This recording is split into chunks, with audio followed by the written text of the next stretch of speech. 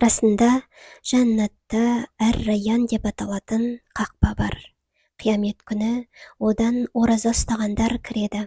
Ораза ұстағандар қайда делінеді? Олар орындарынан тұрады.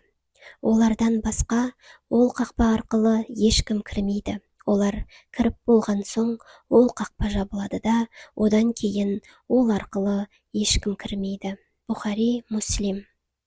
Ораза бұл жай ғана ішіп жеуден тыйылу емес. Ақиқатында ораза бос сөздер мен жаман сөздерден тыйылу.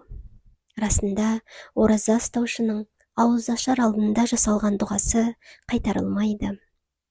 Ораза мен Құран қиямет күні құлға шапағат етеді. Рамазан айы кіргенде жәннат есіктері ашылады, жаһаннам есіктері жабылады. Шайтандар да шынжырмен байланып қамалады. Егер адам шынайы иманмен және сауабына жету мақсатымен Рамазан оразасын ұстап, тарауих намазын оқыса, шешесінен туған күндегідей күнәсіз болады.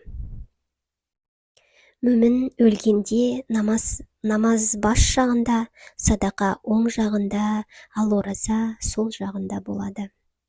Ораза ұстаңдар, денелік және рухани денсаулықтарың жақсы болады. Кім ораза ұстаған күйінде қайтыс болса, жәннатқа кіреді. Ұмытшақтық пен жеп не ішіп қойған адамның оразасы бұзылмайды. Өйткені расында оны тамақтандырып сусындатқан Алла. Таң атпастан бұрын тамақтаныңдар, өйткені сәресіде береке бар. Сендерден біреу ауыз ашатын болса, құрмамен аузын ашсын.